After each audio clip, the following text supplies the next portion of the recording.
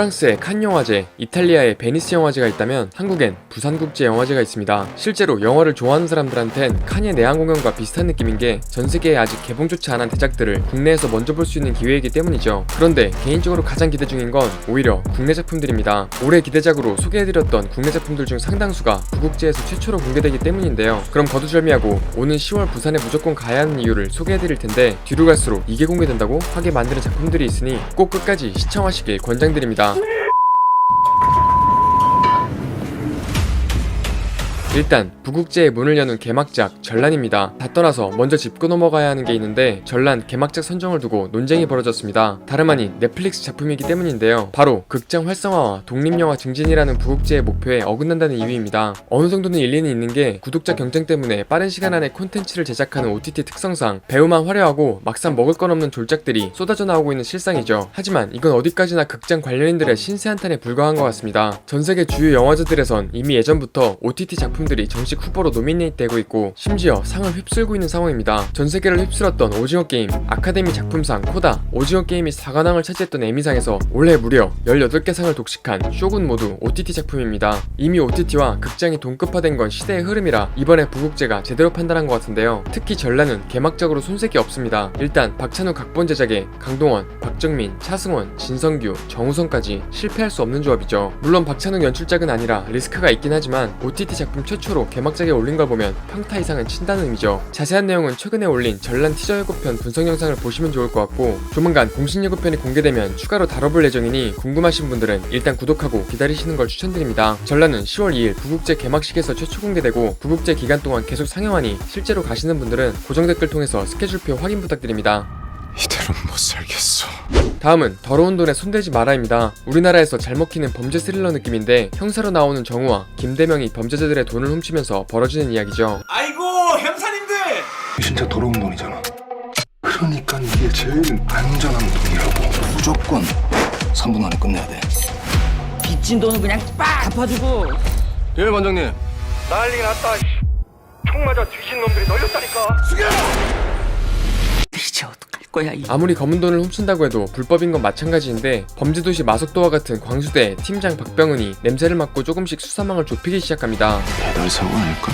이 돈 이거 진짜 우리 거라고.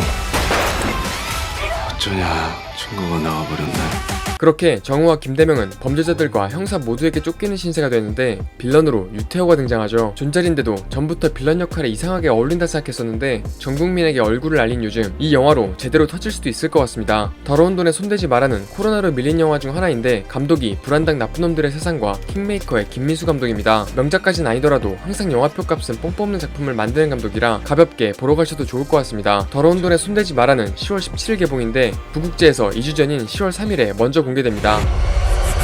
다음은 빠찡코 선재 역의 김미나가 기존 이미지와 정반대되는 살인자 역할을 맡아 화제가 되고 있는 폭로 눈을 감은 아이입니다. 일단 김미나 비주얼과 연기가 빠찡코랑 180도 달라서 소름인데요. 내가 이러는 게 지겹냐?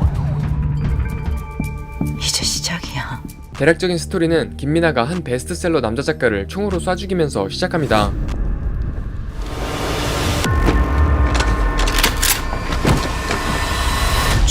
그런데 알고 보니 김미나는 어릴 때 어떤 남자에게 납치를 당했고 어떤 통 안에서 익사할 뻔했었죠. 잘 보면 남자의 얼굴이 아까 그 작가와 비슷한 걸로 봐서 20년이 지난 후에 복수를 한 것 같습니다. 그리고 경찰에 붙잡혀와서 모든 범행을 자백하는데 형사 한 명을 불러달라고 합니다. 바로 어릴 때 친구였던 최이서였죠.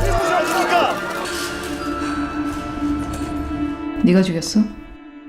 그놈이야. 나 납치 안 나. 둘은 어릴 때 어떤 일로 관계를 끊었다고 하는데 김미나는 20년 전에 범인을 지목하지 않았었습니다. 그럼 20년 전 사건 당시에 왜 범인을 말하지 않았지? 그러게. 내가 왜 그랬을까? 근데 이제 와서 범인을 죽인 게 뭔가 이상한데 김미나의 진술이 증거와 안 맞는 등 문제가 발생한다고 합니다. 그리고 김미나와 최이서의 갈등으로 일이 번지는데 아무래도 김미나가 뭔가를 꾸미고 있는 것 같죠. 내가 이러는 게 지겹냐? 넌 그때 모든 게 다 끝난 줄 알았지. 이제 시작이야. 영화 분위기도 그렇고 배우들 연기도 그렇고 꽤나 수작인 느낌이 드는 폭로 눈을 감은 아이는 10월 3일 프리미어 상영 예정입니다. 20년 만에 자유로워질 수 있는 기회야. 다음은 듣도 보도 못한 이동희 주연 코미디 영화 메소드 연기입니다. 검색해도 잘 안 나오는 영화인데 일단 스타트랙 이동희부터 시간이죠.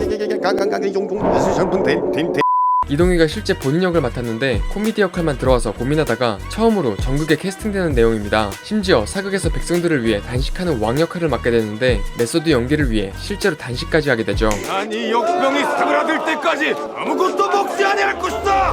바지 옆에 뭐예요 저거? 그런데 갑자기 왕의 귀가 외계인귀로 바뀌어 있습니다. 이렇게 하는 게 어딨어요? 아무래도 정극이라고 캐스팅해놓고 외계인으로 만들어버린 것 같은데 결국 이 연기까지 하게 되는 걸 보면 애초에 정극이 아니었을 것 같죠. 메소드 연기는 10월 4일 프리미어 상영 예정입니다.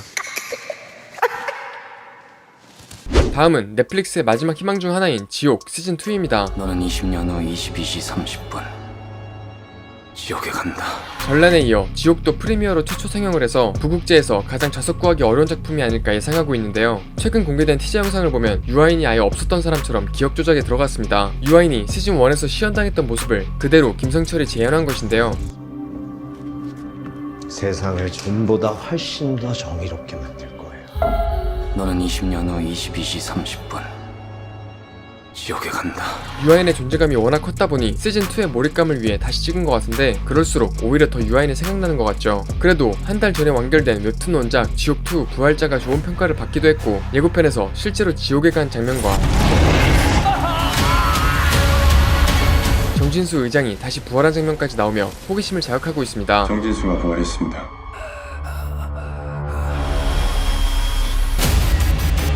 지옥 시즌2도 10월 3일 전세계 최초로 부국제에서 상영 예정입니다.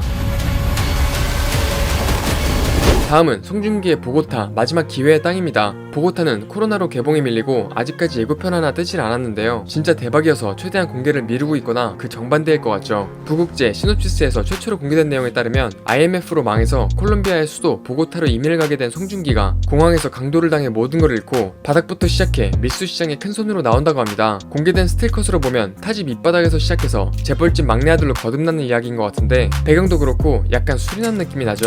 내가 바빠서 그래. 거짓말이든 뭐든 빨리빨리 말 좀 해보라고 좀. 여기에 연기자인 이희준이 또 다른 보고타의 성공한 사업가로 나온다고 하는데 원래는 류승범이 이 역할을 제안받았던 것으로 알려졌습니다. 개인적으로 류승범이 더 임팩트는 있었을 것 같은데 무려 90% 이상이 콜롬비아 로켓 촬영으로 진행됐다고 합니다. 보고타 마지막 기회의 땅은 10월 3일 상영 예정입니다. 그리고 다음은 디즈니 플러스 오리지널 강남 B사이드입니다. 요즘 빌런 역에 맞들인 지창욱과 오랜만에 보는 것 같은 조우진 그리고 비비, 김영서가 출연하는 범죄 드라마입니다. 일단 제목 그대로 강남의 숨겨진 이면에서 벌어지는 범죄를 다루는 내용입니다. 근데 강남역의 B구역이라는 게 한국인에게 너무 익숙한 지역이라 그런지 조금 오그라드는데요. 강남 스타일로 강남을 아는 외국인들을 타겟팅한 것 같습니다. 아무튼 대략적인 스토리는 형사 조우진과 강남 지하세계 해결사 지창욱이 같은 사건을 쫓게되는 내용이라고 합니다. 약간 악인전처럼 범죄자와 경찰이 손을 잡고 공동의 적을 쫓는 듯한 느낌인데 요즘 디즈니 플러스 폼이 나쁘지 않아서 기대해봐도 좋을 것 같습니다. 이게 뭔데? 그리고 다음 두 작품은 대만의 레전드 로맨스 영화 리메이크 버전인데요. 그 시절 우리가 좋아했던 소녀와 청설입니다. 일단 그 시절 우리가 좋아했던 소녀의 주인공 커징텅은 진영이, 현자에는 트와이스의 다현이 맡았습니다. 제가 왜 좋냐? 이쁘잖아. 난 느낌이 좀 달라. 일단 다현의 영화 데뷔작인데 청순한 느낌이 일단 현자의 역에 나쁘진 않은 것 같습니다. 아무튼 대만 특유의 감성을 어떻게 우리나라식으로 살리느냐가 관건인데요. 원작에선 커징텅이 파격적으로 삭발까지 했었는데 진영은 거기까진 포기 못한 느낌이라 살짝 아쉽죠. 예고편만 봤을 땐 살짝 K 하이틴 드라마 느낌이라 실제로 어떨지는 지켜봐야 할 것 같습니다. 그리고 청설은 남주역의 홍경, 여주역의 노윤서가 캐스팅됐습니다. 청설은 현재 스틸컷만 공개됐는데 노윤서 비주얼이 이미 로맨스라 믿고 봐도 될 것 같...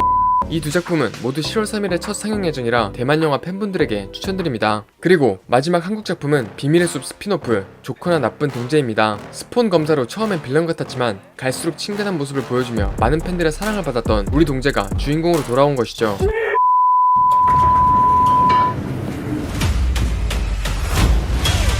아무튼 한국 드라마의 스피노프라는 게 꽤나 신선한데요. 뻔한 정의로운 주인공이 아니라 스폰 검사로서 청렴하지 않은 배경을 갖고 있어서 히어로와 빌런 사이 어딘가에 위치한 이중적인 인물입니다. 범죄도시3의 주성철보다 이런 역할이 이준혁한테 더 잘 어울리는 느낌인데 빌런으로 죽기 전 담배 하나 박성웅이 나올 예정입니다. 준비해. 바로 하자. 아니 진짜 기억 안 나나 봐? 사방으로 너무 많이 받아쳐 드셔서. 손서 검사님. 내가 없던 일로 해줄게. 혓바닥이 길어지셨네. 전엔 내 앞에서 입도 못 대더니. 둘 중에 누가 진짜 빌런인지 모르겠는 상황에서 살인사건까지 발생하며 느그 동재와 우리 동재 중에 선택을 하게 될 것 같은데요. 카메오로 비밀의 숲 멤버 조승우나 배두나의 특별 출연 가능성도 있어서 일단 이전 시리즈를 보신 분들이라면 10월 10일 본방송 전에 먼저 부산에서 보시는 것도 좋을 것 같습니다. 누가 달랬어? 지가 저놓고 이런 마음이었군. 주인공이 된다는 거. 여기까지 부국제에서 최초 상영하는 한국 제품들을 소개해드렸는데 솔직히 해외 제품들 라인업도 만만치 않습니다. 올해 칸 영화제 황금종려상 아노라, 베니스 영화제 황금사자상 룸 넥스트도어, 그리고 이전에 소개해드렸던 컨셉 지리는 데미모어의 서브스턴스와 국내 11월에 개봉 예정인 미국 내전을 다룬 화제작 11워까지 국내 최초로 공개됩니다. Well, you're American, okay? Okay. What kind of American are you? 우리나라 개봉 날짜도 안 잡힌 대작들을 국내에서 가장 먼저 볼 수 있는 유일한 기회여서 시간 되시는 분들은 이번 기회에 부산 기차표 예매 추천드립니다. 간다. 9월 20일부터 개막식과 폐막식 표를 판매 중이고 9월 24일부터 일반 상영작 예매가 오픈되니 보고 싶은 영화가 있다면 매진되기 전에 고정 댓글 링크를 통해 예매하시기 바랍니다. 그럼 지금까지 엘플릭스의 엘이었습니다.